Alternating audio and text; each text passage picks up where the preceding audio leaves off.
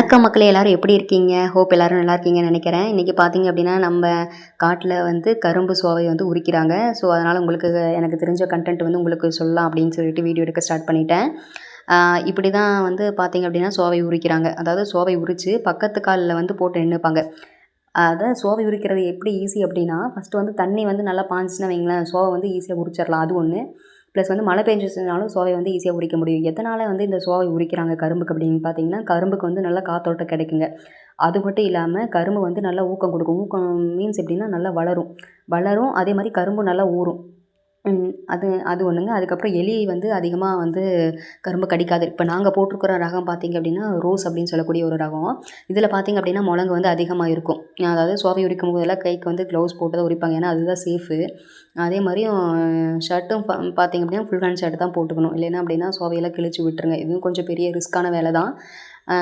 இன்னொரு ரகம் இருக்குது மக்களே, நாங்கள் அதுவும் போட்டிருக்கோம். 353ன்னு சொல்லிட்டு. அதில் வந்து இந்த அளவுக்கு பார்த்தீங்க அப்படின்னா முழங்கெல்லாம் கிடையாது.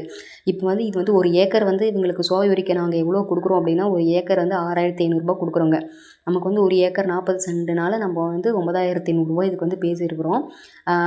போன ஒரு 10 நாளுக்கு முன்னாடி வந்து இன்னொரு காடு உரிச்சோங்க. அது வந்து 353. அதுக்கு இந்த மாதிரி தான் ஆள் விட்டு உரித்தோம்.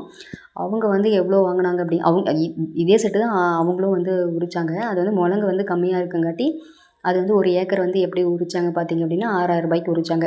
இதுதான் வந்து பார்த்திங்கன்னா கள்ளிப்பூச்சி. கரும்பில் வந்து உரிக்க உரிக்க கள்ளிப்பூச்சி வந்து நிறைய பறக்குது. இதெல்லாம் கொஞ்சம் சேஃப் தான் மக்களே. ஃபேஸ்லலாம் படாமல் பார்த்துக்கணும். இருந்தாலும் ஒருத்தருக்கு சேராது இல்லையா? இது உரிக்கிறதெல்லாம் ரொம்ப கஷ்டம்தாங்க. கரும்பு உரிக்கிற வேலைலாம். இவங்களுக்கும் பரவாயில்லைங்க. காலையில் 10 மணிக்கு வந்துட்டு 4 மணிக்கெல்லாம் கிளம்பிருவாங்க. ஒரு நாளைக்கு எப்படியும் வந்து கூலி ரூ. 350 பக்கமாக வருங்க. நெக்ஸ்ட்டு வந்து பார்த்திங்க இதுதான் வந்து பனங்கொட்டை. சரி இருந்துச்சு. சரி மக்களுக்கு காமிச்சிடலான்னு சொல்லிட்டு அதையும் வீடியோ எடுக்க ஸ்டார்ட் பண்ணிட்டேன். இப்படி தான் மக்களே வந்து சோவையெல்லாம் உரித்து அந்த சைடில் மட்டும் கட்டி விட்ருவாங்க. எதுக்கு கட்டி விட்றாங்கன்னு சொல்லிட்டு அப்பா ஒரு வீடியோ போட்டு ஷார்ட்ஸ் போட்டிருந்திருப்பேன். இருந்தாலும் சொல்கிறேன், இப்படி கட்டி விடும்போது நம்ம வாய்க்காலில் தண்ணி போகும் இல்லையா? அதாவது ஓரத்தில் மட்டும்தான் கட்டி விடுவாங்க. தண்ணி போகும்போது அந்த சோவை உரிக்கும்போது சோவையெல்லாம் சாஞ்சிரும். அப்படி சாயும்போது தண்ணி போகிறதுக்கு வந்து ரொம்ப சிரமமாக இருக்கும். அதனால் இப்படி கட்டி விட்ருவாங்க. அதுக்கப்புறம் தண்ணி பாய்ஞ்சு முடிச்சதுக்கப்புறம் என்ன ஆகும் அப்படின்னா, அந்த கட்டெல்லாம் அவுத்து விட்டுட்டு மறுபடியும் அந்த கரும்பை வந்து அந்த பக்கம் தள்ளி விட்ருவாங்க. ஸோ இதுதான் வந்து கரும்போடைய ப்ராசஸ். இங்கே பாருங்கள், சோவை உரிக்காத காடு எப்படி இருக்குது, சோவை உரித்த காடு வந்து எப்படி இருக்குது.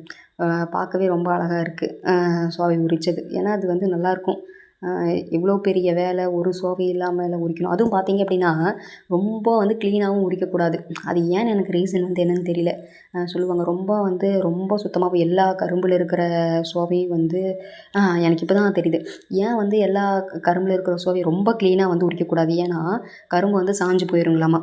அதனால் பாதி உரிச்சும் உரிக்காமல், அதாவது கொஞ்சம் உரிச்சும் கொஞ்சம் உரிக்காமல் அந்த மாதிரி வந்து உரிக்கணும் அப்படின்னு சொல்கிறாங்க. இன்றைக்கி அவங்களுக்கு வந்து டீ கொண்டு வந்த மக்களே, டீயும் பிஸ்கெட்டும் வாங்கி கொடுத்தோம். ஸோ அப்போ வந்து சரி இவங்கள வச்சு ஒரு வீடியோ போட்டுடலாம் அப்படின்னு சொல்லிட்டு. ஏன்னா எனக்கு என்ன ஆசை அப்படின்னா, எனக்கு தெரிஞ்ச கண்டென்ட்டை மக்களுக்கு எந்த அளவுக்கு ஸ்ப்ரெட் பண்ண முடியுமோ அந்தளவுக்கு ஸ்ப்ரெட் பண்ணணும் அப்படிங்கிற ஆசை. அந்த கண்டென்ட்டை நாம் தெரிஞ்சு என்னங்க பண்ண போகிறோம் அப்படின்னு சொல்லிட்டு உங்களுக்கு சொல்கிறேன். நெக்ஸ்ட் பார்த்திங்கன்னா நம்ம தாத்தா வந்து நம்மக்கிட்ட 2 எருமை 1 மாடு இருக்குது. அதை மேய்ச்சிட்டு இருக்கிறாரு. அப்புறம் வந்து பார்த்திங்கன்னா நம்ம சேனலுக்கு வந்து லைக் பண்ணி சப்ஸ்கிரைப் பண்ணி சப்போர்ட் பண்ணுங்கள்.